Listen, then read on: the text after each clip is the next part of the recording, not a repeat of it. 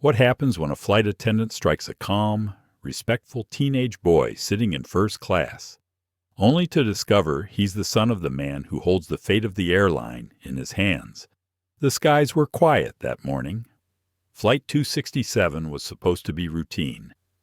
But in seat 3A sat a black teenage boy, silent, respectful, dressed neatly, who carried more than just a boarding pass. He carried a legacy, and in less than 3 minutes after the slap echoed through the cabin, everything changed. Why was he there alone? Why did the flight attendant lose her temper?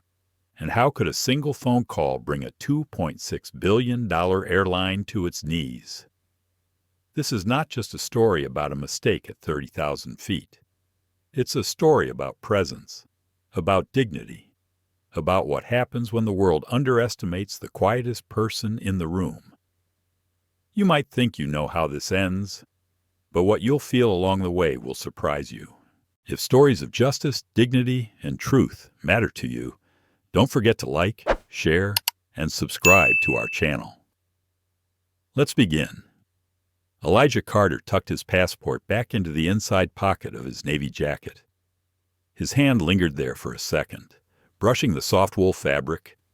He could still feel the faint embroidery stitched by his mom inside the lining. It simply read, "Know who you are." He smiled faintly. That voice lived in him like an echo chamber. The gate had just opened for boarding Flight 708 to Boston. Elijah stood quietly near the velvet rope, not rushing. He had flown countless times, but never got used to the way people moved around airports fast, loud, distracted. His dad always said people revealed who they were in airports. He used to laugh at that, until Elijah realized it was true. He adjusted the strap of his backpack, stepping forward as first-class boarding was called. The boarding agent barely glanced at him before scanning his pass. She didn't smile, didn't greet him, just beeped him through like she was scanning groceries. Elijah said nothing. He walked the jet bridge, his eyes scanning the metal walls like he always did. Every plane had a smell: steel, recycled air, and something else. Memories, maybe. Seat 4B. Window, he murmured to himself, entering the cabin. Rows of plush navy leather greeted him. The overhead lights were soft. Passengers shuffled in behind him, eyes darting. A man in a gray suit bumped his arm without saying sorry. Elijah sat down quietly. He reached into his backpack, pulled out a slim leather notebook, and rested it on the tray. Then he pulled his hoodie over his braids, letting it shield his eyes from the world. He liked quiet. He liked order. But something about this flight already felt off. Across the aisle, a middle-aged woman with designer sunglasses looked at him, then double-checked her boarding pass as if questioning if she was in the right place. Elijah felt it, that subtle weight, the unspoken. He didn't flinch. The curtains separating first class from the rest swayed slightly, and a flight attendant emerged. She walked with authority, lips tight, blonde hair pulled into a severe bun. Her name tag read Melanie. "Excuse me," she said sharply, standing in front of his seat. "Are you lost?" Elijah blinked. "No, ma'am. I'm in 4B." She narrowed her eyes, hands on hips. "This is first class." He didn't move. "Yes, I know." "Can I see your boarding pass?" she asked. There were passengers now seated around them, watching. Elijah paused, then slowly reached into his jacket and handed it to her. She stared at it, then at him. A long, uncomfortable beat passed. She looked back down, lips tightening. "Wait here," she said. She walked toward the front galley, muttering something under her breath. Elijah stayed still. He knew this routine, knew it too well. A man sitting 2 rows ahead, a middle-aged black man in a simple gray blazer, watched everything without blinking. Melanie returned, now flanked by the pilot. "Captain Granger." "Elijah Carter," the captain asked. "Yes, sir." Granger looked at him, as if trying to place the name. Everything in order. Elijah nodded. I think so, Melanie interjected. We're verifying it's not a mistaken upgrade. I wasn't upgraded, Elijah said quietly. It was purchased by my father. And your father, as Melanie asked. One brow lifted, voice sharp. Elijah looked up. Malcolm Carter. The air shifted. Melanie's expression didn't change, but her silence did. The name settled in like thunder rolling in from a distance. The captain looked at Melanie, then nodded to Elijah. Thank you, son. Enjoy your flight. Melanie stayed frozen for a second before giving a tight smile. Of course. Let us know if you need anything. She turned quickly and walked away. Elijah sat back in his seat, but his shoulders didn't drop. Not yet.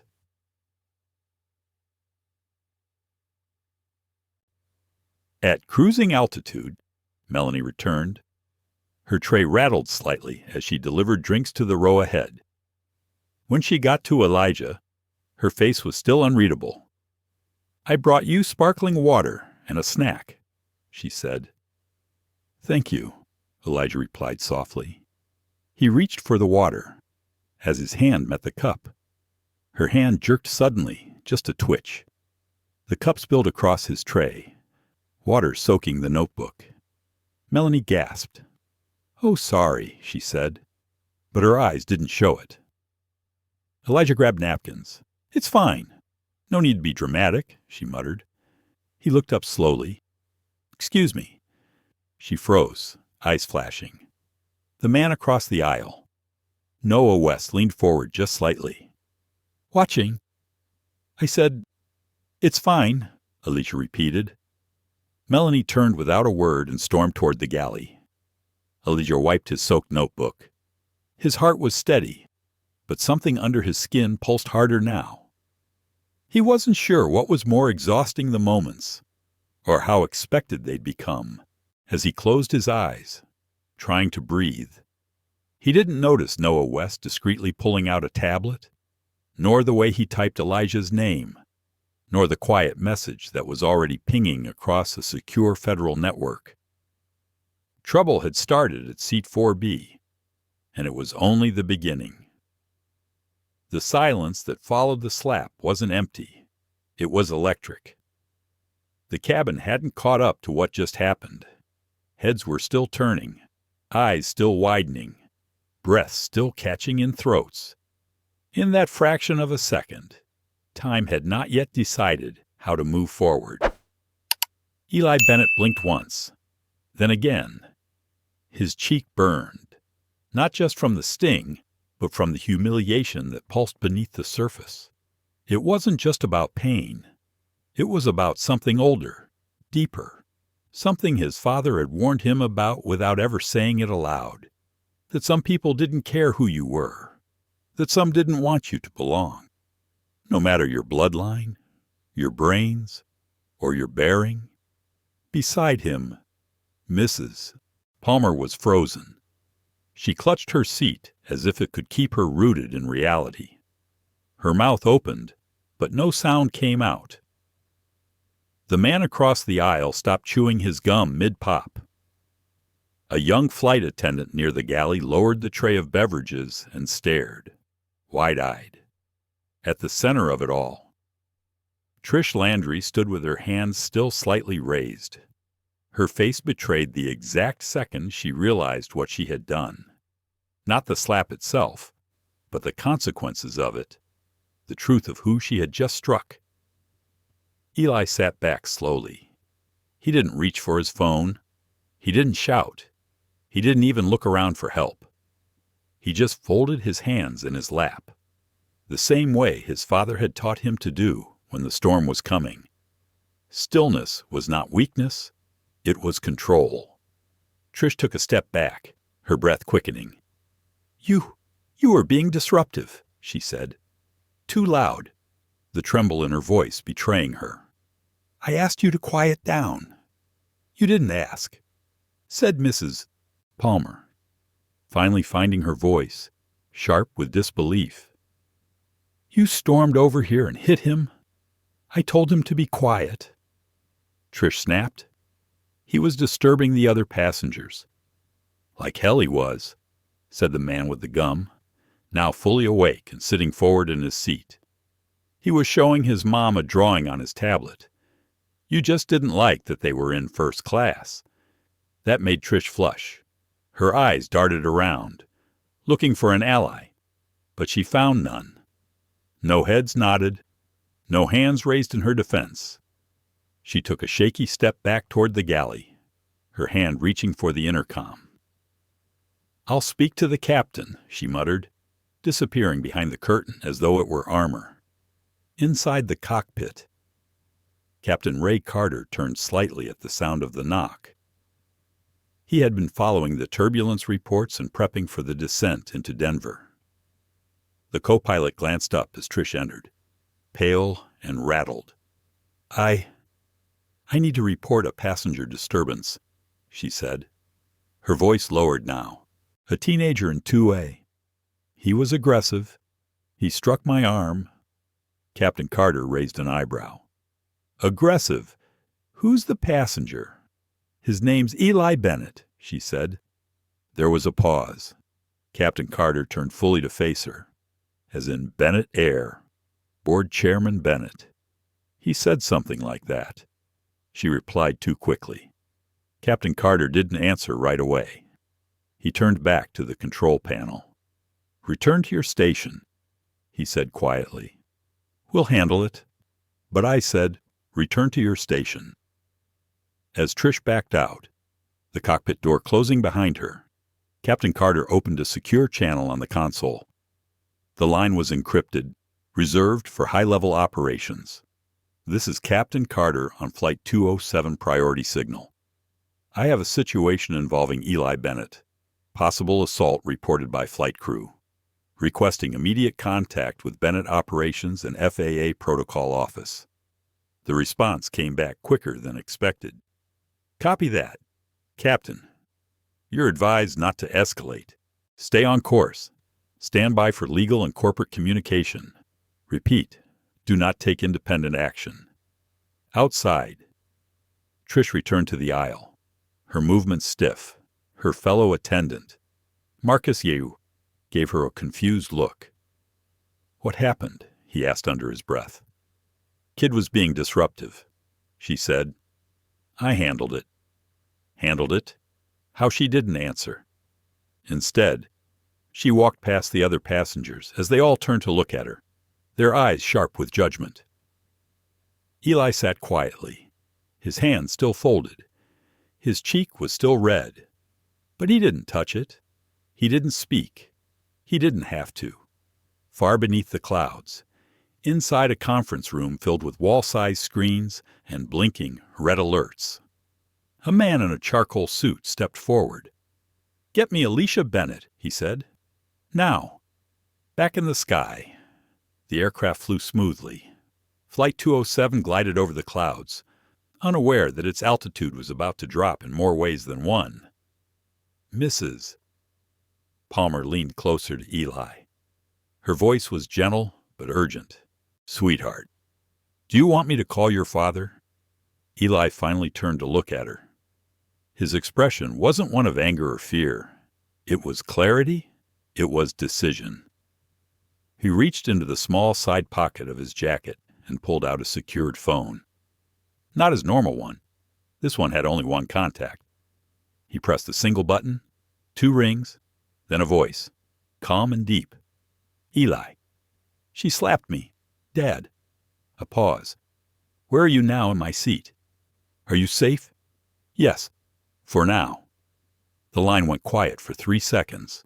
Then came the response, spoken like a verdict. Stay there. Don't move. We'll stop the sky for you if we have to. Eli hung up and gently put the phone back. He didn't smile. He didn't cry. He just leaned his head against the window, watching the clouds outside drift by slowly, like nothing had happened, but everything had. 3 minutes later, the stock ticker halted on every screen where Bennett Air Holdings traded. At ground operations, flight after flight received a freeze order. In a conference room in Washington, red flags flashed across a digital map, and in the cabin of Flight 207 one boy sat still, while the world around him began to shift.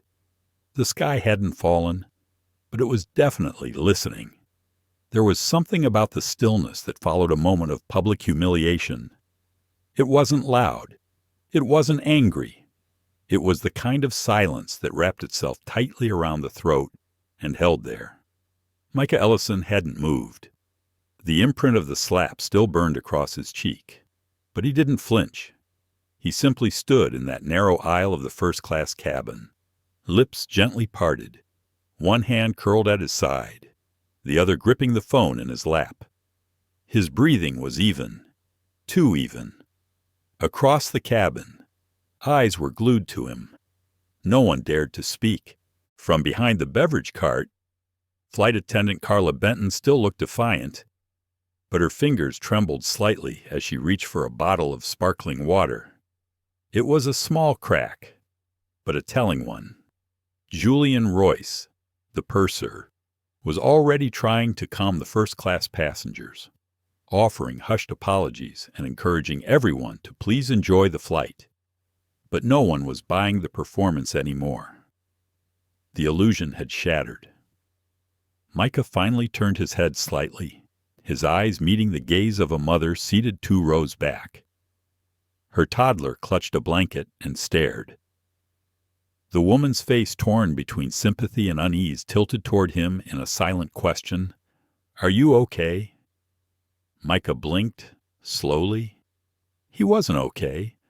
Not because of the slap, not even because of the humiliation, but because for a few seconds he had seen something in Carla's eyes that he hadn't expected. Not just disdain, not just the belief that he didn't belong in that seat. It was something uglier. She had looked at him and seen no cost. She thought no one would care. She thought she could strike him in front of a cabin full of witnesses, and nothing would happen, because she thought he was alone. And that's what stung the most. He hadn't told anyone his last name at check-in. He hadn't asked for special treatment. He had dressed casually, kept his head down, and boarded like any other young man traveling across the country. Not as the son of Lawrence Ellison, the chairman of Atlantic North Airlines, one of the biggest private carriers in North America. Just as Micah, and that's exactly why it happened. He sat back in his seat slowly, still feeling the sting, not on his face, but somewhere deeper, behind his ribs, the familiar ache of being overlooked, underestimated, and treated as a problem instead of a person. From across the aisle, a voice finally broke the silence. "I saw everything," said a woman softly. Her name tag read Angela Tien, a pediatrician from Portland on her way to a conference in Atlanta. "Are you all right?" Micah nodded once, then looked down at his phone. It was still unlocked. The last number dialed lit up on the screen. Lawrence Ellison. He had called his father reflexively when the slap landed, but he hadn't said a word. Now, his finger hovered over the red disconnect icon. He didn't want to be that guy, the one who picked up the phone and demanded the world bend for him. He'd spent years carving out his own name, his own identity. Being the chairman's son was something people used against him when they couldn't find anything else. But Carla's handprint was still on his cheek, and the look in her eyes had made it clear if it hadn't been for his father, if he'd just been any other black kid in a first-class seat, she would have done it again. He put the phone down and pressed the call button. The chime was soft, but it sent a ripple through the cabin. Carla approached, her posture stiff. "Yes." Micah looked up at her and spoke quietly, calmly. "I'd like to speak to the captain." She blinked. "Excuse me, I'm requesting to speak to the pilot. Please let him know it's urgent." Carla folded her arms. That's not how it works. You can't just demand I'm not demanding, Micah said evenly. I'm requesting. And if you deny it, I'll make a second call, one that affects more than this flight. The words hung in the air. Carla hesitated, her eyes flickering to the other passengers now clearly listening. Then she turned sharply and walked to the cockpit. Julian Royce followed behind her, whispering urgently, though his tone had changed. It wasn't just damage control now. It was fear. 10 minutes passed. The silence returned. Micah leaned back in his seat, eyes closed, drawing in slow breaths. He didn't need this. He hadn't wanted any of it. He had taken this flight because he wanted to be away from boardrooms, cameras, stock prices. His father had urged him to travel under the radar, to see how the airline treated people when no one was watching. They were planning a major internal audit on employee culture, and Lawrence Ellison believed in starting from the inside. Well, now they had their answer. The cockpit door opened. Captain Elijah Marsh stepped into the cabin. He was a lean, salt-and-pepper-haired man with calm eyes and a voice that usually soothed turbulence more than air pressure could. But his expression was unreadable. "Mr. Ellison," he said quietly, "may I speak with you in private?" Micah stood slowly. The captain led him to the front galley, drew the curtain. The small space barely fit the two of them. "I'm sorry," Captain Marsh said simply. "I was informed of what happened. We'll be addressing this immediately." Micah didn't respond right away. Then he said, "Do you know who I am?" "I didn't until a few minutes ago." "And does it matter now?" The captain met his eyes. "It matters that it happened. But yes, I'll be honest, it does change the urgency." Micah nodded. "Then we have a bigger problem." Captain Marsh tilted his head. "How so?" "Because if I were just another passenger, she'd still be pouring drinks. No one would blink. No one would apologize." There was a beat of silence. Captain Marsh's face softened. "What would you like me to do?" Micah looked past the curtain, toward the aisle, where passengers were now whispering among themselves. "I'd like you to tell me what would happen if I didn't make another call. Would this crew face consequences?" The captain hesitated. "The union would protect her. There'd be an investigation, a written statement, maybe suspension. But unless you make a formal complaint, I can't promise anything." Micah stared at the floor, then picked up his phone. And this time, he didn't hesitate. "Dad," he said when the line picked up, "I need you to freeze internal operations. Put a hold on all employee access points system-wide. Starting now." There was a pause on the other end. "Then done." Micah ended the call, then turned to the captain. "Now," he said calmly, "we begin again." The plane hummed steadily, a soft vibration in the floor beneath Lucian's feet.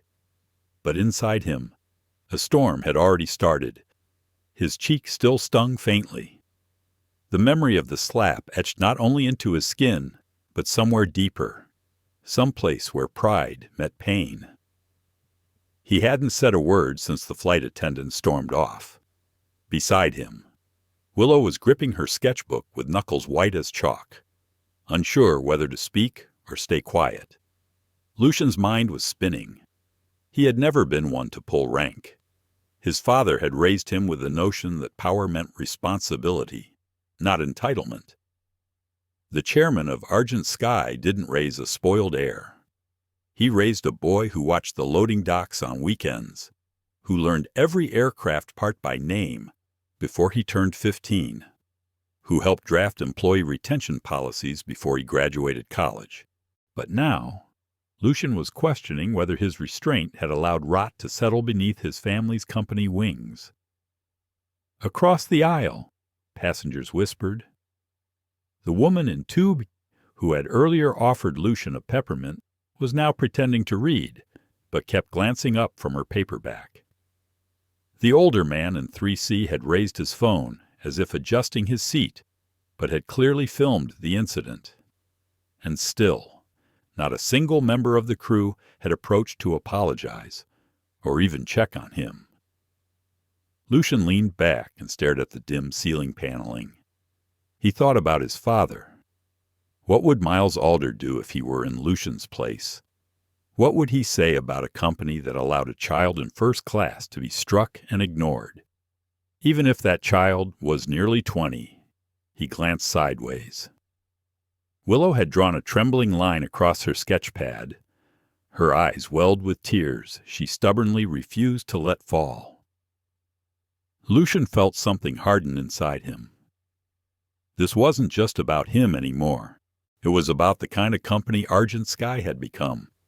It was about every passenger who didn't have his last name or the safety net of power and who might have endured worse.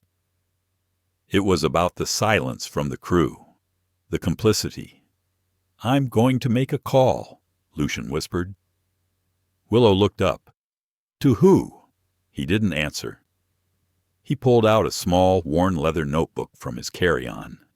Inside was a single folded card, a contact protocol his father had given it to him the day he joined the executive committee. "In case things ever go very wrong," Miles had said, "and you see something we should never allow to exist within our walls."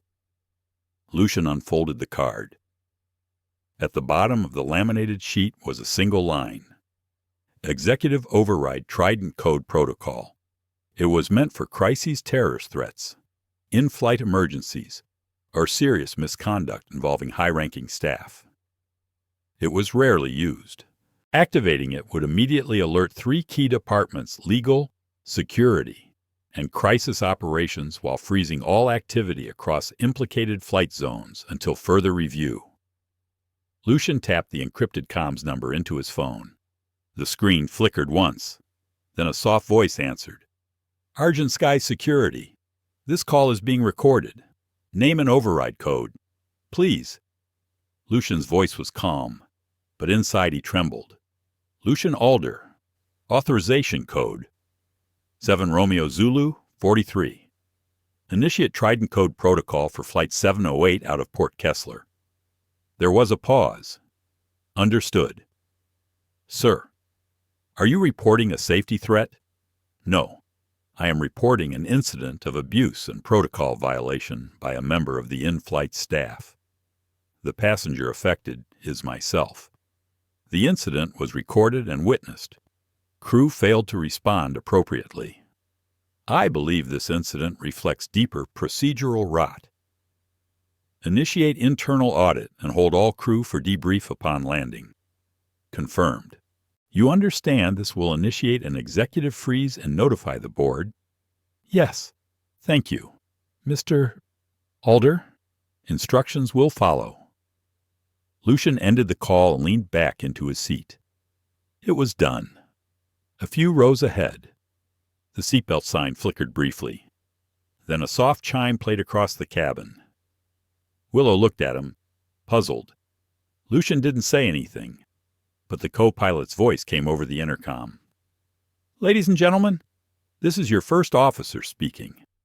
We've been advised of a brief systems check protocol that requires level crews. We'll update you as soon as we have more information. Please remain seated." The lie was gentle, soothing. Exactly what they had trained them to say, and exactly what would mark the beginning of a reckoning. A few minutes later, the flight attendants began to sense something was off. Headsets buzzed. One of them walked briskly to the galley. Another leaned in to whisper to the senior stewardess, Delilah. Lucian remembered her name from her badge. The one who had hit him. Her expression changed almost imperceptibly. She glanced back at him. The plane had become a slow-motion theater of awareness. Lucian said nothing. He didn't need to anymore. But inside, he replayed everything. The sting, the disregard, the silence from the rest of the crew. He thought about how easy it would have been to humiliate someone else who didn't have the leverage he had. The thought made his stomach twist. Maybe he should have called the moment she slapped him. Maybe he should have stopped pretending silence was the higher ground. Miles Alder believed in quiet power, but maybe Lucian had mistaken that for inaction. He turned back to Willow. "You okay?" She nodded, though she looked pale. "Did you just stop the plane?" "Not quite, but the world around it? Maybe." Outside the windows, the sky stretched wide and golden, clouds drifting like fragile parchment across a canvas of late afternoon sun. The plane soared onward, but inside, the systems beneath argent sky had begun to freeze. Lucian closed his eyes. He didn't know what the consequences would be, but he knew one thing. The world he had grown up believing in was no longer immune to collapse. And if it had to be torn down to be rebuilt fairer, safer, more human, then maybe that was what he was born for. The silence inside the aircraft was thick, pressing down like fog. Time moved differently now. It wasn't measured in minutes or seconds, but in heartbeats, glances, breaths held too long. Mason's cheek still tingled from the slap and the sting of public humiliation. But it wasn't the physical pain that sat with him. It was the disbelief, the unraveling of everything he thought he knew about control, respect, and status. He sat rigid in his seat, eyes fixed forward, ignoring the tremble in his hands. His father had always taught him to remain calm, to never respond with heat when the room was watching. And the room was watching. The flight attendant, Corinna, had retreated to the galley. She hadn't spoken since the slap. Neither had the passengers. There was a tension in the air, not from turbulence, but from the sense that something irreversible had happened, and no one knew what the next page held. In row 1A, an elderly woman adjusted her hearing aid and leaned over to her husband. "Did that woman just strike the boy?" she whispered. Her husband nodded slowly, his eyes not leaving Mason. In 3C. A young mother pulled her toddler closer, whispering that everything was all right. She wasn't sure if she was convincing her daughter or herself. Mason turned slightly and caught the eye of Elias, his father's longtime aide and family security coordinator. Elias sat a few rows back, dressed in plain business casual, unnoticed by most. But now his expression was grave, controlled, but grave. He gave the faintest nod, as if to say, "I saw. I'm here." Mason exhaled through his nose and reached for his phone. He didn't need to check social media. The passenger in 2B had already uploaded the video to TikTok. He could see her phone still recording. Another passenger was texting furiously. He imagined how fast it was spreading. But this wasn't about optics. It was about something deeper. He tapped into his encrypted contact list and opened a direct line to his father. Not a call, not yet. Just one line of text. It happened again. But this time, I won't let it pass. He hit send, just a few rows back. A girl named Kira watched Mason with a puzzled look. She was 16, flying alone for the first time, and she had noticed Mason even before the boarding incident, not because he was the chairman's son, but because he looked tired, like he carried something heavy that didn't belong to someone so young. And when the slap happened, she didn't flinch. She froze, like most. But now, her instinct wasn't to record. It was to understand. In the cockpit, Captain Roland Danvers received a priority message through the internal system. He frowned, reading the red, blinking words. Freeze operations. Executive code. Await direct verbal confirmation. Do not depart. He turned to his co-pilot, a younger man named Tariq, who raised an eyebrow. That's an executive-level halt. Highest clearance. You ever seen one of those mid-boarding Danvers? Shook his head. Once, 3 years ago, different airline, oil sheik's daughter. It shut down a terminal for 12 hours. Tariq exhaled. You think this is the same kind of situation? The captain's lips pressed into a tight line. I don't know, but we're not moving until I speak with the chairman himself. Back in the galley, Corinna stood with her arms folded, heart pounding. Her mind raced over what she had done. Why had she slapped him? Why him? Was it the stress, the build-up? Or had it simply been power trying to reassert itself in the wrong direction?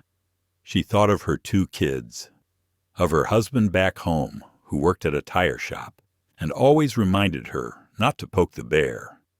Her union would cover her, she hoped. But even as she tried to justify it in her mind that Mason had disrespected her, that he had an air of entitlement deep down, she knew it wasn't defensible. Not in the way it had unfolded. Not with a full plane of witnesses. Not with him. The aircraft door remained open. No one had been allowed to push back. Mason's phone vibrated. It was his father. The name Gregory Kane flashed across the screen with the quiet weight of generational power. Mason stood up, calmly, confidently. He didn't wobble, didn't look around for permission. He walked up the aisle, past first class, past Corinna, who stiffened when he passed the galley. He entered the crew rest area and took the call. Dad. The voice on the other end was slow, low, and deliberate. What happened? She struck me, unprovoked. In front of passengers. I was trying to help another traveler. She escalated it. There was silence. Do we have video? Yes. Already circulating. Another pause. Do you feel safe on that plane? Yes. But the message can't wait. If we don't act immediately, we send the wrong signal again. Gregory exhaled. The sound of it could have come from the mountains. It was that heavy. I'm grounding every flight associated with the carrier. We'll freeze the assets. I'll call the board. He didn't ask for confirmation. He didn't ask if Mason wanted that. He knew. It was already in motion. Mason returned to his seat, his face calm, but the ripple had already started. 3 minutes had passed since the slap. 3 minutes, and already in Washington. A server room lit up as data systems began throttling operations across 6 terminals. In London, 2 hedge funds paused mid-execution on a $400 million share buyback. In Los Angeles, a woman at a private airstrip stopped boarding her charter jet when her assistant whispered, Sir Gregory just activated a security freeze. Something's happened. On the flight. Kira leaned toward Mason, her voice tentative but kind. Are you okay? Mason looked at her, surprised by the softness in her voice. Yeah, I will be. And then, for the first time since he boarded, he smiled, just slightly, just enough. Across the aisle, Elias received a text. He read it and nodded, then stood, walked to the cockpit, and requested access. The captain turned when he entered. Sir, I just received a code red freeze. Elias handed over his ID. That's correct. Effective immediately. This aircraft is not to leave the gate. You'll be hearing from the chairman in 90 seconds. Outside, on the tarmac. 2 ground crew members looked up at the jet. Neither knew what was happening, but both could feel it. A storm. The kind that doesn't break with lightning first, but with stillness. 12 minutes later, the airline's operations center in Atlanta went dark. Every screen red. Flights halted. Assets frozen. It had all begun with a slap. But what followed was going to reshape the entire industry. And Mason, for the first time in his life, was not just the chairman's son. He was the one who started the reckoning. A silence settled over the cabin that felt heavier than any turbulence could have caused. The air was no longer filled with idle conversation or the rustle of service carts. Instead, it was thick with unease, the kind that makes people glance sideways and avoid eye contact. Passengers shifted in their seats, unsure of what had just happened or what might come next. In the first row of business class, Eliana Cade sat still, her hands resting on her lap, her face composed but alert. Her daughter Ava leaned closer and whispered something that only Eliana could hear. Eliana responded with a soft nod and a half smile that didn't reach her eyes. She was calm on the outside, but inside, her thoughts were moving with speed and weight. Across the aisle, a man in his early 40s, tall with a sharp jawline and salt and pepper hair, watched the situation unfold with careful interest. This was Ellis Drayton, senior counsel for Northwind Airlines, flying incognito after weeks of back and forth with the airline's board. He hadn't expected drama mid-flight, let alone something involving someone who seemed suspiciously familiar. He opened the internal messaging system on his laptop and began typing a note to the company's legal crisis response team, a few rows behind in Economy Plus. Logan Cade sat next to a window, his arms crossed and his eyes fixed on the seat back in front of him. He hadn't said a word since the confrontation, not to the flight attendant who had slapped him, not to the fellow passenger who had tried awkwardly to offer support, not to anyone. He was processing. Logan's mind was tangled in a loop of questions and old wounds. He thought about his mother and how she had looked at him after the incident, not with panic or rage, but with something deeper, something he hadn't been able to name yet. Maybe sorrow, maybe resolve. He thought about the man who had walked toward them in uniform right before the slap, the one with a hard jaw and a name tag that read Harlan Rusk. And he remembered Rusk's eyes, cold, calculated, the kind of eyes that didn't see people, only problems to remove. The sudden jolt of the intercom system broke Logan from his thoughts.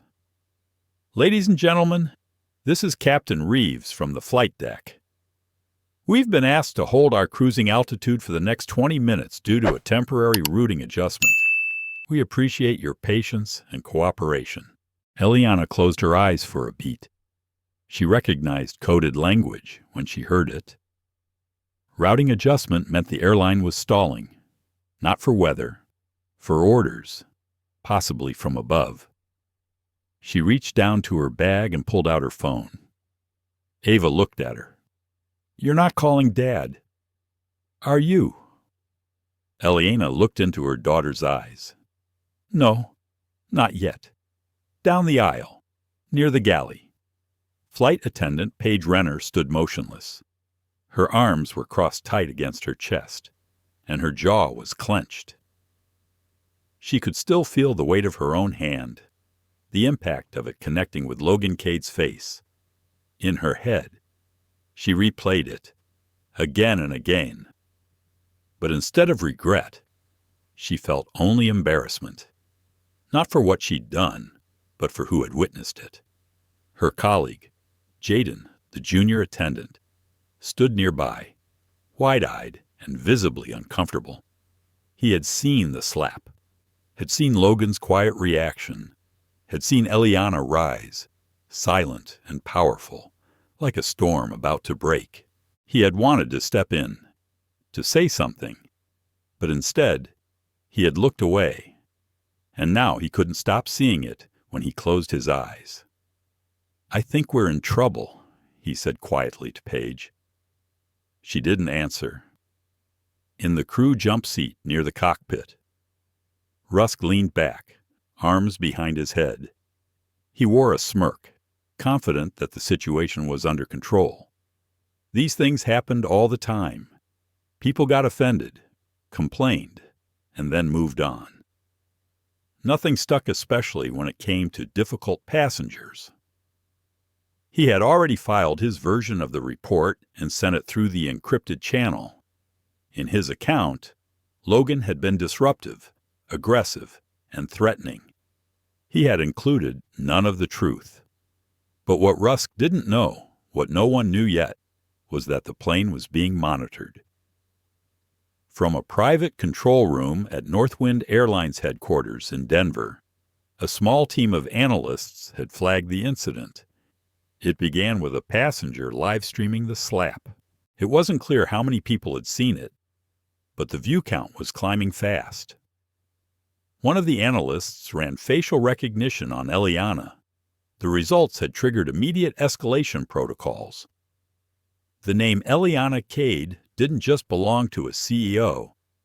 She was a co-chair on the Northwind Diversity Oversight Committee. She was on the short list for a federal regulatory appointment. She was also quietly a 22% stakeholder in Northwind's parent company. And someone had just assaulted her son at 37,000 feet. Ellis Drayton received a call on his phone from the control room team. "We've got eyes on everything," the voice said. "Legal, ethics, compliance, they're all on standby. The board has been alerted. You need to speak with her. Now." Ellis looked up from his laptop. Eliana Cade. "Yes." He stood, buttoned his blazer, and walked down the aisle. As he approached Eliana, he saw her look up before he could say a word. She already knew. He leaned down. "Ms. Cade," he said, voice low. "My name is Ellis Drayton.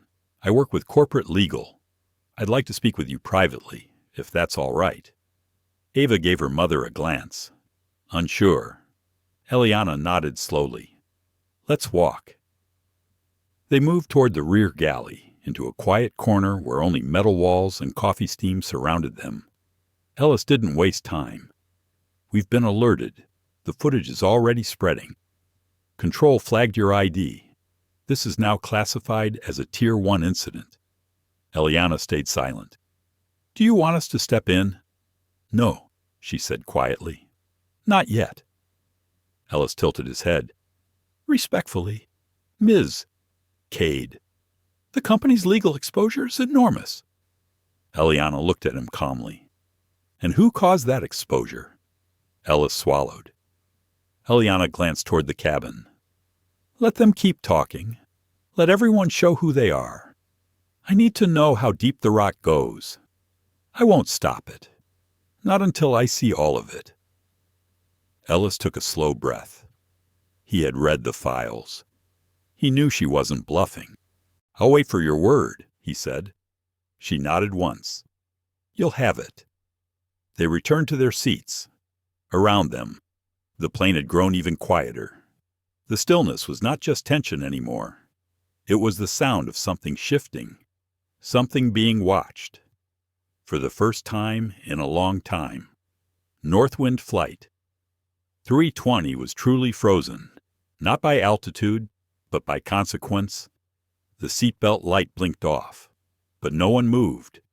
The usual flurry of unbuckling, overhead bins, and shuffling footsteps was replaced with a thick, collective stillness. Cameron didn't move either. She stared at the seat in front of her, her hands resting on the arms of her chair, fingers lightly tapping in a rhythmic beat. The only outward sign of the storm inside her. Across the aisle, a child had begun to cry. A soft, confused wail that rose and fell, seeking comfort in a room that felt void of it. The sound pierced through the heavy quiet, and something in Cameron softened. She turned to look, just in time to see a young father scoop the little boy into his lap and whisper into his ear, "Real moments, real people." That was what this flight should have been. Not chaos, not hidden agendas, not power games played at 37,000 feet. Her eyes drifted slowly toward the front of the aircraft, where the curtain to the business cabin remained half closed. Officer Trent Maddox had taken his post like an immovable statue, arms crossed and jaw set. Behind him, the murmuring of the crew was still ongoing, hushed but urgent, like they were trying to solve a problem too big for the narrow aisle that held it. Cameron felt the vibration of her phone in her jacket pocket again. She hesitated, then finally pulled it out. This time, it wasn't a corporate executive or a federal officer. It was her mother. The screen glowed with the words Mom. 2. Missed calls. Cameron exhaled. She hadn't spoken to her in over a month, not since the last board meeting, when her mother had told her to step back and let the boys handle it. Not since she reminded Cameron, unkindly, that the only way she ever made it to the top was because her father had carved the path with blood and broken bones. But she didn't hit decline. Not this time. She texted on a flight. "We'll call after landing. I'm okay." Then she stared at the message, unsure why she added that last part. Because she wasn't okay. Not really. She wasn't hurt. She wasn't broken. But she wasn't okay. She could feel the weight of everyone's eyes on her again, though none dared stare directly. She could feel the moment simmering, just waiting for anyone to break it. Her presence had become the fuse, and silence was the match. And then the curtain parted. Captain Jared Monroe stepped through. He was tall, in his early 50s, with dark skin and salt and pepper hair that he kept close cropped under his pilot's cap. His face was not unfamiliar to Cameron. They had spoken once at a charity gala in New York, exchanging only a few pleasantries, but enough for her to remember the quiet authority he carried. Today, that same authority was sharper. Captain Monroe didn't speak at first. He simply scanned the cabin, his gaze moving deliberately from passenger to passenger, finally resting on Cameron. He nodded once. "Ladies and gentlemen," he said in a deep voice that carried even without the overhead speakers, "I know this flight has taken a turn none of us expected, but I want to assure you, we're handling this matter thoroughly and with the seriousness it deserves." He took one step forward, a second. "This is not a routine delay. What happened on this aircraft is not acceptable by any measure of safety or service. A passenger was physically assaulted, and that passenger is not just someone's child or someone's boss or someone's target. She is a human being." The weight of his words spread across the cabin, and she deserves the same protection, respect, and dignity as anyone else sitting here today. It was quiet again, but the silence had changed. It was listening now. Monroe turned toward Cameron. "Miss Langford," he said respectfully, "I understand if you'd prefer privacy, but I also understand that this aircraft is still under our authority until landing. If there's anything you'd like to say to the passengers or the crew, you are welcome to." Cameron stood slowly, not because she wanted attention, but because there was something burning in her throat she couldn't suppress any longer. A need to not let silence win. She didn't step into the aisle. She didn't raise her voice. She just turned slightly and spoke clearly enough for the rows around her to hear. "My name is Cameron Langford, and yes, I am the vice chair of Solis Aviation Group." There was a stir, a few gasps, but that's not why I was slapped. She continued. "That flight attendant didn't know who I was. She only saw a young black woman in first class, and somewhere in her assumptions, that didn't add up." She paused. "I've spent my career building systems that work, that protect. But today, I was reminded of what still breaks inside those systems. I was reminded that authority doesn't always recognize integrity, that uniforms don't always mean protection." She looked toward the back of the cabin. To the passengers who watched and said nothing, I understand. Fear does that. But silence is its own kind of choice. And to the ones who did speak up, thank you. You reminded me I'm not alone in this. Her voice faltered slightly, but held. I'm not here to punish. But I won't pretend this didn't happen. I won't let this become just another in-flight incident buried beneath paperwork. She nodded, sat back down slowly, and looked straight ahead. The cabin erupted into a ripple of quiet applause. Not the performative kind, but the kind you do when your chest hurts a little and your hands move before your mind can stop them. Captain Monroe gave her a nod, one that said more than words could. And behind him, in the galley, Brenda's pale face disappeared behind the door. She wouldn't be returning to the cabin. Officer Maddox received a call on his earpiece, nodded sharply, then turned and began moving toward the front. Whatever came next, the wheels were turning, and they weren't stopping. Cameron sat quietly, hands folded in her lap, eyes closed for a moment. For the first time since the incident, she let herself breathe deeply. She wasn't okay, but she wasn't broken. Not now. Not anymore. For the next several minutes, the first-class cabin was quiet. Too quiet. A kind of tense hush settled like fog, weighing down the space between the leather seats and polished trays. Nobody dared speak first.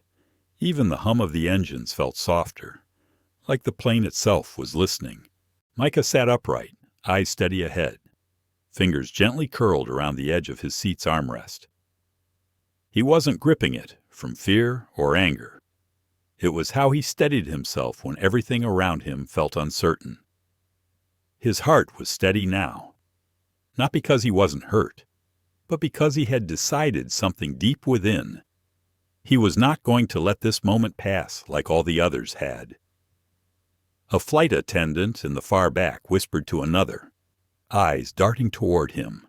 From his peripheral vision, he caught the movement but didn't flinch. Instead, he leaned back and slowly exhaled. His mother, Camille, remained still beside him, her hand on his knee in quiet solidarity. Meanwhile, in the flight deck, Captain Bradley Foster was going through something rare. For a man like him, he was sweating, not from the heat, from the awareness that something big had cracked the surface of his carefully ordered world. The phone call from Graham Caldwell, chairman of Evernorth Aviation Holdings, still rang in his mind. No threats, just that single, chilling statement, I'm aware of what's happening on Flight 739. Do not act until further instruction. Foster turned to his co-pilot, Olivia Grant. She was younger, observant, and had remained mostly silent through the ordeal. But now she spoke. Sir, if I may, you've seen what's going on in the cabin. Right, I mean really seen it. Foster's jaw twitched. I've seen it. I don't think you have. That boy, he didn't flinch when she slapped him. He didn't lash out, didn't cry. That kind of composure doesn't come from weakness. It comes from knowing who you are. Foster didn't answer, but her words sank in, like rain through stone. Back in first class, Brenda's anxiety had reached a breaking point. Her arms were crossed tight over her chest, and her lips moved silently, as if rehearsing a defense for what she knew was coming. She wasn't stupid. The silence wasn't peace. It was the kind of silence that comes before everything changes. Suddenly, a soft chime rang through the cabin, the kind that usually indicated the captain was about to make an announcement. But there was no voice. Instead, every screen embedded in the backs of the seats lit up with the airline's emblem and a simple text message. Attention passengers of Flight 739. This flight is now under internal review. Please remain seated. Our team is aware of an incident and will be addressing it shortly. The announcement was short, vague, and far too calm for the weight it carried, but its impact was immediate. Gasps, whispers. Eyes turning once more to Micah, who hadn't moved. His calm, unnerved people. His stillness was louder than any outburst could have been.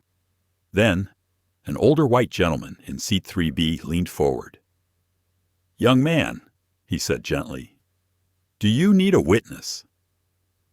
Micah turned slowly. "Excuse me. I saw what happened, and I think the world should hear it from someone who doesn't look like you." Camille blinked, startled. For a moment, she didn't know what to say, but Micah nodded once. "Thank you, sir. That means more than you know." The man nodded, eyes soft. "Name's Harold. I've got 3 grandsons.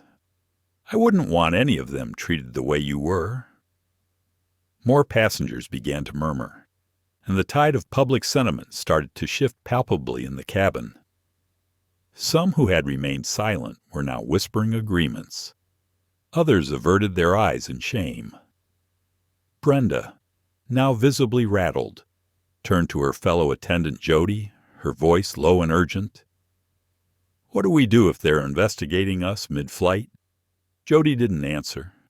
She had pulled out her phone earlier, texting her husband nervously, and now she simply said, "You should have never touched him."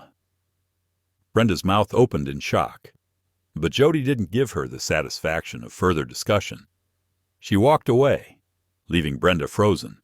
Back at the front of the cabin, a man in a black blazer appeared. He hadn't been seen boarding. No name badge, no smile, just quiet authority. "Good evening," he said, addressing the first-class cabin. "I'm with Evernorth's Special Compliance Division, effective immediately.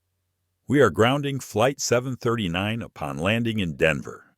No crew member will be disembarking until a full debrief and statement collection is completed."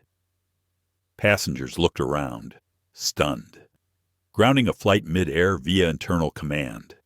That didn't happen, not unless someone with significant power had pulled a very heavy lever. He turned to Micah. "Mr. Caldwell, we will escort you and your mother off the plane first. Your father is already waiting on the tarmac." Micah blinked. "He's here. He took a red-eye from Boston. Landed 40 minutes ago." Camille's hand tightened on Micah's. The magnitude of what was happening began to settle in. Then came the final twist. Until the conclusion of this investigation, all Evernorth domestic and international operations are to be paused, the man added. "That's approximately $2.6 billion in suspended operations, a decision made by the chairman himself." The silence that followed was deafening. Brenda's knees buckled. She dropped into the nearest seat, face pale, hands trembling. "Oh my God," she whispered. "What have I done?" Micah looked out the window, the reflection of the clouds catching in his eyes. He hadn't asked for any of this. He hadn't planned for justice to move this swiftly. But something inside him knew. At last, the silence had served its purpose. It had forced the world to listen. In row 2A. Oliver sat with his palms resting lightly on his knees, fingers still. The plane hummed with the kind of mechanical calm that made you forget the chaos brewing beneath the surface. He had not spoken since that final apology from Officer Daniels. Not to her, not to anyone. Sarai, his assistant, glanced sideways now and then. Her tablet dimmed, untouched in her lap. The captain's announcement had come and gone, cool and professional. "We'll be holding briefly for final ground clearance." No mention of the security disruption, no apology for what had occurred, and no mention of a 17-year-old boy being slapped by a flight attendant.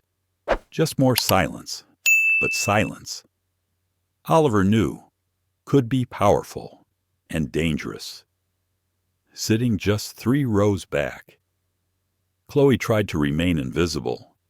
She hadn't moved since the incident. Her hands were clenched tightly in her lap, nails dug so deeply into her palms they left crescents on her skin. She had worked this route for over a decade. She knew the system, the protocol, the chain of command. But she had made a mistake. A grave one. The problem was, Chloe didn't just regret the slap. She regretted getting caught. Across the aisle, Lieutenant Beck glanced up from his phone. The moment he had landed eyes on Oliver Pierce earlier, something had shifted in his stomach. That name. He had heard it before. But the uniform, the calm posture, the black teen sitting beside him, Beck had made his assumptions fast and without care. The arrest order had been reflexive. Now he sat watching a silent storm gather across the cabin. And for the first time in years, Beck felt truly afraid. Not of punishment, but of truth. Meanwhile, Oliver leaned back, the leather of the first-class seat warm against his spine. He was remembering his father, not the billionaire, not the legend, but the man who had taught him to never raise his voice when the world raised its fist. "We win," his father once said, "by showing them we're already whole." Oliver took a slow breath. The memory settled on him like armor. Suddenly, a voice broke the stillness. "Excuse me," Sarai said gently, tapping a call button. A flight attendant approached not Chloe, but a younger woman with wide, uncertain eyes. Her name tag read Elise. "Yes." "Ma'am, we'd like to speak with the pilot." "Now," Sarai said, her voice measured. I'm not sure if you can be sure," Sarai said. "Let him know, Mr. Oliver Pierce requests his presence." Elise's eyes widened. She blinked rapidly, her breath catching. "Pierce, as in the person who funds a quarter of this airline's innovation division," Sarai said without blinking. "Yes, that Pierce." Elise rushed away, almost stumbling down the aisle. From his seat, Beck slowly stood, straightened his jacket, and approached Oliver. "Sir," he said. Oliver turned to him with the calm of a man twice his age. "Officer, I want to say, what happened was not right. I was misinformed." Oliver didn't answer right away. He let the silence stretch, then said, "You didn't ask a single question?" Beck lowered his eyes. "No, I didn't. You saw my skin. You saw a seat you didn't expect me to be in. And you acted." Beck's voice caught. "I've made mistakes in this job, but this will stay with me." "I hope it does," Oliver said softly. "For your sake." Then the cockpit door opened, and Captain Howard stepped out. He was a tall man in his 50s, silver hair combed perfectly, posture military straight. He scanned the cabin and walked slowly toward Oliver. "Mr. Pierce," he said with a polite nod, "I was just informed of your request." "Captain," Oliver replied. "Standing. We need to talk." The captain gestured toward the galley area, offering them a semi-private corner away from most passengers. Sarai followed behind silently, like a quiet witness to history. In the galley, Oliver faced the captain. "I won't speak for long," he said, "but what happened back there can't be erased. A flight attendant slapped a minor. Your crew authorized a false detainment, and not a single person intervened until my name was known." Captain Howard's face remained expressionless. "I apologize on behalf of this flight," he said. "I don't want your apology," Oliver said evenly. "I want accountability, and I want it written into your next decisions." Howard looked uncertain. "Meaning I want Chloe off this plane.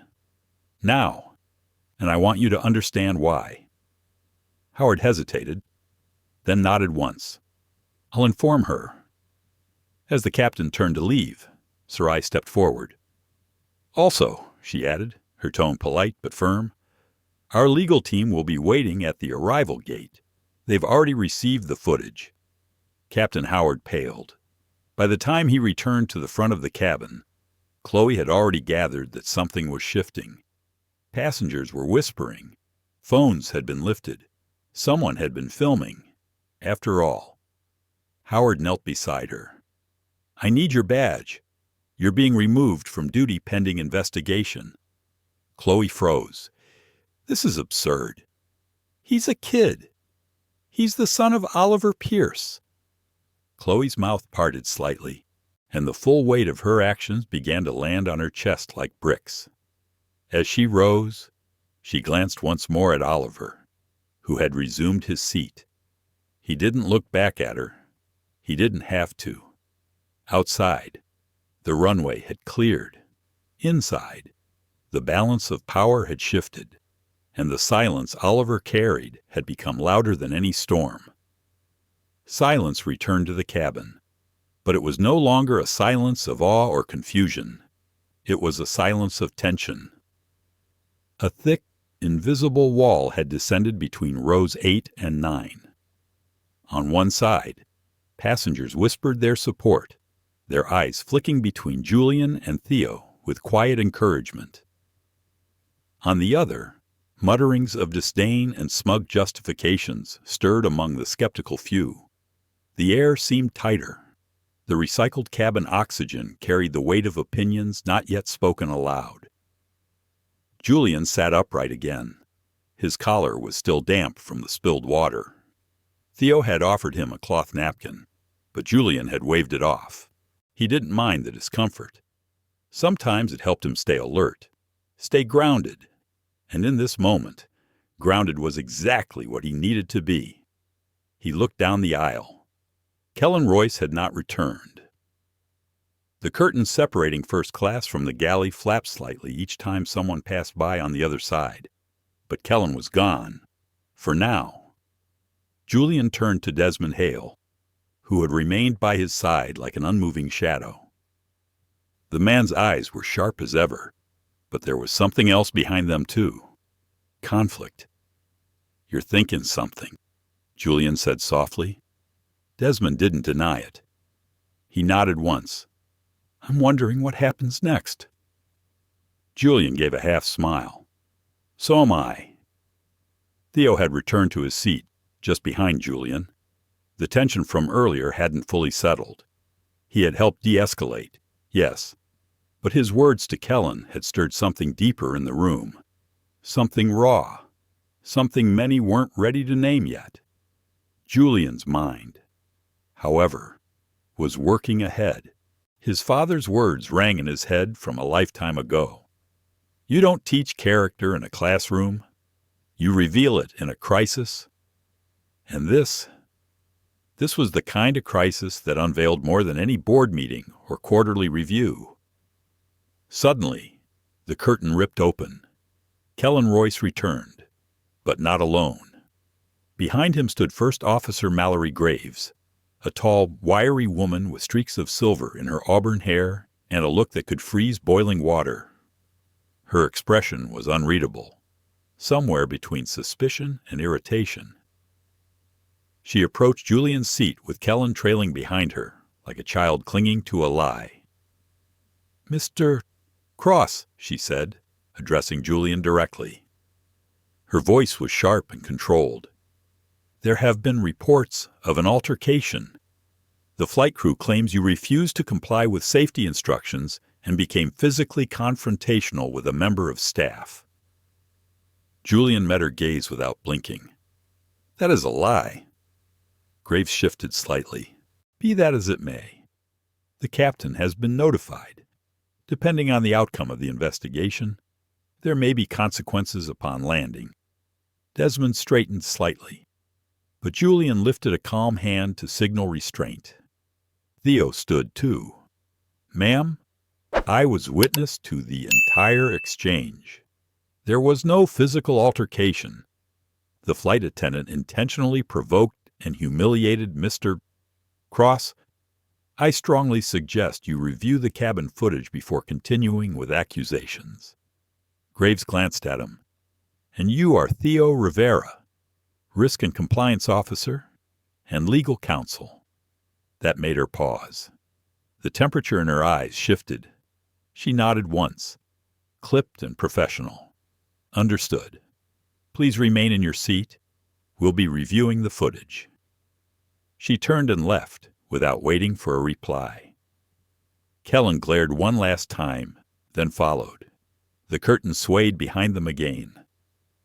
Julian leaned back slowly, exhaling through his nose. He could feel the judgment around him, the unease, the fear, the alliances quietly forming. Then, a surprising thing happened. A woman in seat 10A rose from her seat and stepped into the aisle. She was petite, in her 60s, with short gray curls and soft, deliberate movements. She wore a cream sweater with pearls around her neck. She turned toward Julian. "I saw what happened," she said, voice clear and unwavering. "I may not be a lawyer, but I know injustice when I see it." Julian blinked. "Thank you, ma'am." Others began to murmur in agreement. Not everyone, but enough. The man in 9D leaned into the aisle. "I got video. I'll send it to whoever needs it." Julian nodded in gratitude. Desmond took the man's information swiftly, passing it to Theo. For the first time, Julian allowed himself to lean back into his seat fully. He closed his eyes for a moment, not in defeat, but in reflection. He thought of his mother, who had told him that dignity was something no one could steal. Not with insults, not with lies. Only you could surrender it. He had not surrendered. When he opened his eyes, Theo was looking at him closely. "You knew something like this could happen?" Theo said. Julian gave a slight nod. "Yes. That's why we fly commercial sometimes. Not for the luxury, for the reality." Theo tilted his head, intrigued. "Testing the system." Julian turned and looked out the window, the sky stretching like a mirror. "Sometimes you have to remind the system it's being watched."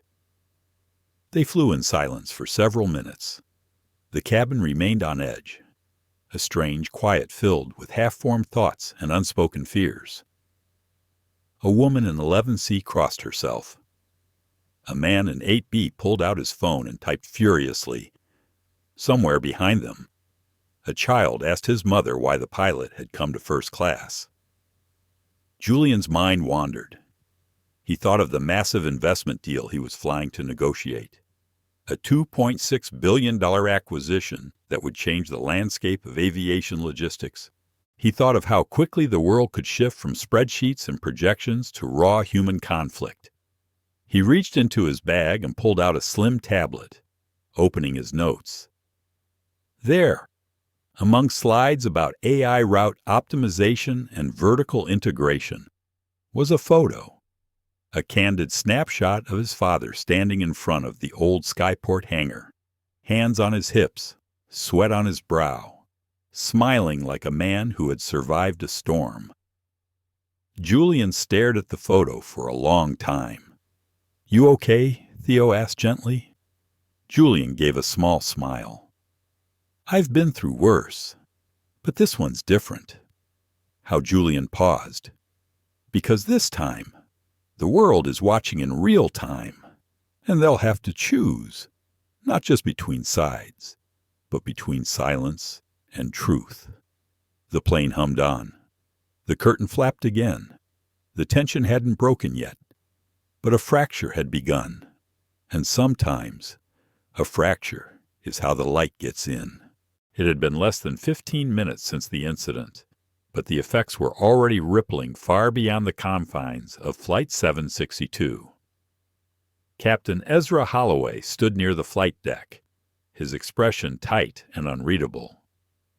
He had just received a message on the encrypted pilot comms, a string of letters and numbers that rarely showed up during routine flights. His co-pilot glanced at him, then back at the instruments, Was that what I think it was? He asked cautiously. Ezra nodded. It's real. We've just been placed on immediate operational hold. In the cabin, passengers were murmuring nervously. Flight attendants, who once bustled confidently through the aisles, now stood still, clutching their tablets, eyes wide with worry.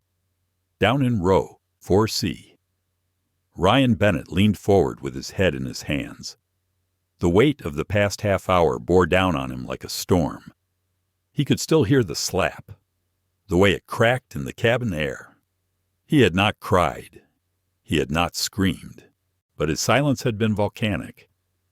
Across the aisle, his father, Jonathan Bennett, sat with his eyes closed, fingers gently tapping the armrest.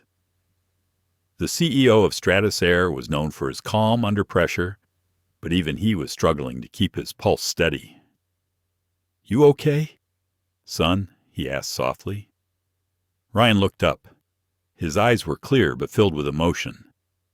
"I wasn't even doing anything. Dad, I was just sitting.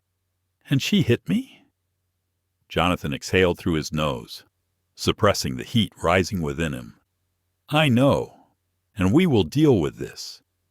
But I need you to remember something. This isn't just about what happened to you. It's about what's been happening to too many others." Ryan nodded slowly. "So what happens now?" Jonathan reached into the inner pocket of his jacket and pulled out a sleek black phone. Not his usual mobile. This one was special. It had only one number programmed into it. A direct line to the central server of every division under Stratus Holdings. He tapped the button. In less than 5 seconds, a secure voice answered. "Sir, activate protocol Blue Echo. Full suspension of operations. All Stratus flights globally are to be grounded. I want a full review of personnel, passenger reports, and cabin security footage from the last 18 months. There was a stunned silence on the other end. Then understood. "Sir, you'll see it begin in 60 seconds. Jonathan hung up. Ryan stared at him. "All of them. You're shutting down all the flights." Jonathan's voice was resolute. "It's time the sky heard us, too." In the front of the cabin, First Officer Nadia Tran received a real-time update on her tablet. She tapped furiously, then turned to Captain Holloway. "We're part of the global freeze. Orders are verified from executive command. All Stratus flights are instructed to land at the nearest safe airport and await further inspection. Every crew is being audited." The captain turned pale. "Every crew," Nadia nodded. "This flight is now a sealed unit until command agents arrive. We're to make no statements, no press, no movement without clearance. In business class." Word had started spreading. A few passengers were filming. A few were whispering into their phones. One elderly woman leaned over to the woman beside her and said, "I think we're watching history happen." The crew that had been so quick to defend Emma Radley earlier now stood in silence. Emma herself had disappeared into the galley, no longer emboldened. Her manager had tried to call her twice, but she hadn't answered. The humiliation was no longer theoretical. It was coming fast, cold, and undeniable. Back in his seat, Jonathan received an incoming message. His eyes scanned the screen. Ryan watched his father's face harden. "What is it?" he asked. Jonathan showed him the tablet. It was a passenger manifest and disciplinary file. Emma Radley had 5 complaints filed against her in the past 2 years. All settled quietly. All involving passengers of color in business or first class. None had reached corporate. Ryan's lips tightened. They knew. They buried it. Jonathan nodded. "Not anymore." He tapped again, this time recording a message to be sent to the full leadership team. "This is Jonathan Bennett. Effective immediately. All disciplinary files involving discriminatory behavior are to be reopened. I want the pattern, the truth, and I want the names of those who chose to ignore it." He looked out the window at the clouds. "We built an empire to help people move freely, not to create another chamber for silent harm." Suddenly, there was a soft knock. It was Nadia Tran. She approached respectfully.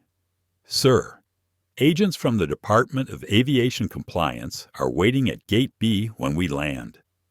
They've been briefed and are ready to begin their investigation." Jonathan nodded. "I'll meet them. But first, I want every passenger on this flight to be treated with dignity. That includes refreshments, comfort, and honesty." She nodded. "Relieved?" "Yes, sir." Ryan looked at his father, then out at the cabin around him. The same passengers who earlier looked at him with discomfort were now stealing glances of admiration, curiosity, even guilt. "I didn't want this to happen like this," he said. "I know," Jonathan replied. "But sometimes the sky needs to be shaken before people learn to look up differently." Minutes later, the intercom came on. "Ladies and gentlemen, this is Captain Holloway. We've just received instructions to land at the nearest airport under new flight directives. We appreciate your patience and ask that you remain seated. A safety team will be meeting us on arrival. We understand this may be unusual, and we thank you for your cooperation." As the plane began its descent, a strange stillness came over the passengers.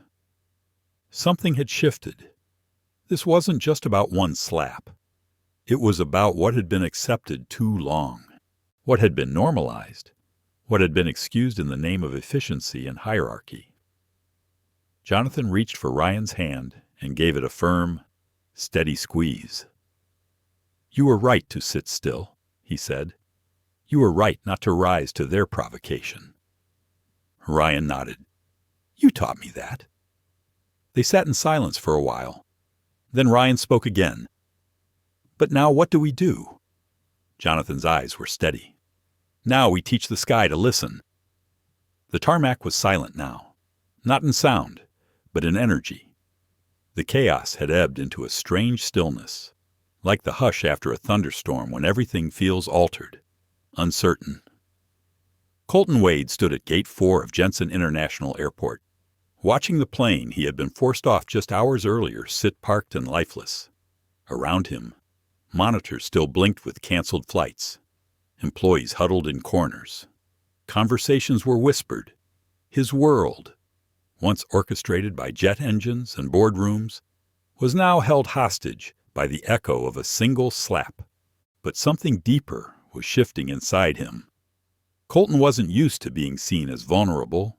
For years, he'd worn his name like armor. Colton Wade, son of Reginald Wade, heir to Aeromac's future. Every meeting, every handshake, every first-class seat came with that weight. And yet today, that identity had done little to shield him from what happened. Perhaps that was the point. It wasn't supposed to. Sitting nearby, Nadine held a bottle of water loosely in her hand, her thumb tracing the condensation slowly. Her uniform was wrinkled. Her eyes were red. Yet there was something clear in her posture now, no longer defiant, just emptied. She didn't look at Colton, not out of fear or guilt, but something like surrender. He noticed, and for the first time felt the magnitude of her unraveling. Reginald stood several paces away, surrounded by lawyers, senior vice presidents, and federal investigators. Yet his gaze never left his son. It was not the look of a powerful man surveying damage. It was a father realizing, too late, the cost of misplacing his trust in a system, in a company, in his own blindness. "Dad," Colton finally said, walking toward him. "Don't defend me." Reginald's mouth opened slightly. "Son, no. Don't. This isn't about protecting me anymore. It never was." The people around them stepped back, giving the father and son space. Reginald's expression flickered, shifting from concern to something more fragile. "She hit you. She hit me." "Yes," Colton replied. "But that's not the beginning, and it shouldn't be the end. What she did was wrong, but what she believed she could do, what she believed she was allowed to do. That's not just her. That's us. That's this company, this system." Reginald looked away. The words sank deep. "You built this airline to be something powerful," Colton continued. "But somewhere along the way, power became entitlement. Service became status. People became seats. I watched it happen. I lived it. And I let it pass because I benefited from it. The silence around them was now total. But that stops with me," he said. "It has to?" Reginald nodded slowly, not in agreement, but in recognition. "Then what happens now?" Colton turned toward the group gathered behind them, corporate executives, regulators, even passengers who had stayed behind, uncertain of where to go or what to do. His voice was soft, but carried. "This isn't just a PR disaster," he said. "It's a reckoning, and we're going to face it. Head on, not with spin, with truth." A murmur rose, unsure, afraid. Every incident report, every claim of bias or discrimination filed against this airline, we're opening them. We're investigating them. Publicly. Someone gasped. The Diversity and Ethics Department that was quietly dissolved 2 years ago. It's coming back, with full authority, and a seat on the board. An executive's jaw dropped. Another looked pale. Training programs are being rebuilt, not just for optics, but for actual cultural re-education, from flight attendants to the C-suite. Reginald stepped forward now, more certain. "And the people responsible for what happened to you will face consequences," Colton said. "But not just because of me, because we owe it to every person they dismissed, humiliated, or ignored." His eyes drifted to Nadine. For a moment, her shoulders tensed. "I'm not interested in revenge. I want change." And in that moment, Nadine looked up. The shame in her eyes didn't vanish, but softened. She whispered, barely audible, "Thank you." Outside, the sun had begun to rise. Light spilled through the terminal windows, casting a golden hue over a scene that had begun in fracture, but now felt strangely whole. Colton turned to the media, who had waited patiently. Dozens of cameras were rolling. He took the podium, composed. "My name is Colton Wade. I am the son of Reginald Wade. I was assaulted by a flight attendant on one of our own flights yesterday. But I am not here to talk about that as a victim. I am here as a witness to a larger truth." Flashes clicked. Reporters scribbled. This was not an isolated incident. It was a symptom of something we've ignored for far too long. And if we have any moral claim to leadership in the skies, it starts with owning that failure, with transparency, with humility, and with listening. A beat. To the passengers who no longer feel safe, to the crew who feared speaking up, to the black, brown, disabled, LGBTQ+, and every marginalized traveler who ever felt like less. This is your moment too, and we are listening. Tears welled up in several people's eyes. A woman in uniform stepped forward. She looked young, barely 20, her hands trembling as she held a small note in her hand. "Thank you," she whispered. "We've been waiting. Behind Colton." Reginald stood proud, no longer out front, but beside his son. As the terminal slowly returned to motion, the first signs of movement trickled in. Flights were delayed, but none departed. Colton smiled, faintly. A grounded flight meant nothing if the system stayed broken. Let it sit. Let the world wait. What mattered now wasn't speed. It was integrity. And the sky, once a symbol of distance and division, might just become a place where dignity finally flew again. What began with a slap ended with silence across runways and boardrooms. But more than that, something deeper shifted. When Jordan Ellis stood up without shouting, without rage, he reminded all of us that power doesn't always look like what the world expects. Sometimes, it's in a glance between a father and son, in a quiet refusal to disappear, in the long breath taken before truth is spoken. This story is about far more than just an airline. It's about what happens when the system fails publicly and can no longer hide behind uniforms and titles. It's about race, respect, and repair. We must keep asking, why was that boy seen as less than? What would have happened if no one had known who his father was? And how many more stories like this never make the news? Discrimination doesn't always scream. Sometimes it whispers, and we must still hear it. If this story moved you, if you believe dignity matters, no matter the seat number, then help us keep telling these stories. Like, share, subscribe, because the next story might just be the one that changes everything. We'll see you in the next video.